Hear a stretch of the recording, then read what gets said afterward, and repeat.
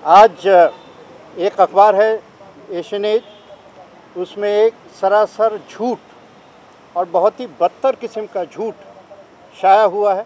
एक खबर छपी है जिसमें कहा गया है कि माननीय प्रधानमंत्री ने ओवैसी साहब के साथ उनकी कोई मुलाकात हुई। ये येलो जर्नलिज्म है,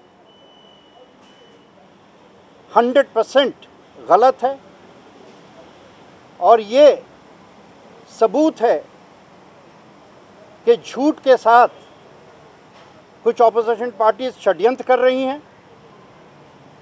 अफसोस के साथ कहना पड़ता है कि कुछ एलिमेंट्स हैं मीडिया के जो इस षड्यंत्र में शामिल हैं और पार्टी इस अखबार के खिलाफ लीगल एक्शन लेगी, कानूनी कार्रवाई करेगी, डेफेमेशन का केस करेगी। हम एग्जामिन करवा रहे हैं कि कैसे हम इस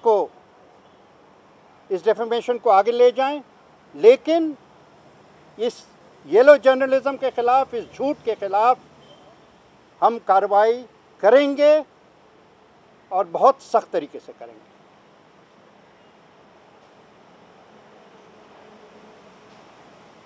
A newspaper called the Asian Age has published a news item this morning alleging that the Honorable Prime Minister Narendra Modi ji has met a political leader, Owaisi Sahab. This is absolute fabrication. This is a lie. This is a pernicious lie.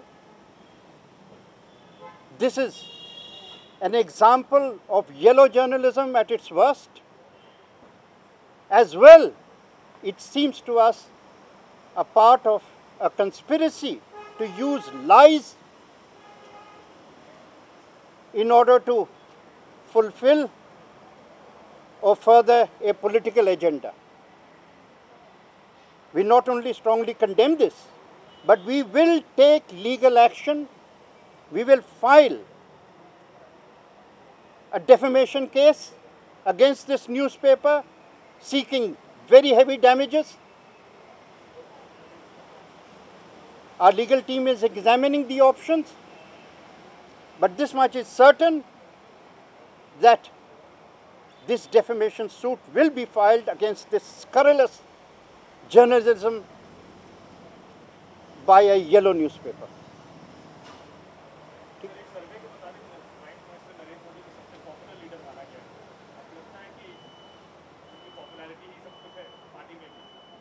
उनकी popularity तो बेशक हमारे लिए हमारी सबसे बड़ी strength है और इसमें ये समझ लीजिए, ये सबसे मुझे जो इंटरेस्टिंग लगा उस सर्वे में वो ये है कि कांग्रेस समर्थकों के बीच में, कांग्रेस सपोर्टर्स के बीच में प्राइम मिनिस्टर की जो सपोर्ट बेसिस है और जो रेटिंग्स हैं राहुल गांधी से कई गुना ज़्यादा है। तो यानी कि कांग्रेस सपोर्टर और कांग्रेस वोटर भी अब अपने परिवारवाद से भाग रहे हैं और मोदी जी का जो डेवलपमेंट एजेंडा है, मोदी जी के यूथ की नौकरियों का एजेंडा है, उसके साथ कांग्रेस वोटर हर जगह जुड़ रहे हैं और इसका सबूत आपको बिहार में ज़रूर मिलेगा।